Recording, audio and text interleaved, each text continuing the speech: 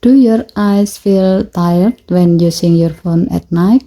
On your Samsung Galaxy S25 Ultra, you can apply a green color filter over the screen. This may help reduce eye strain and make text easier to read.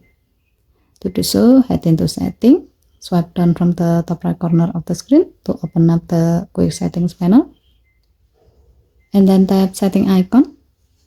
Scroll down the screen to find Accessibility. Tap Accessibility, then tap Vision Enhancement.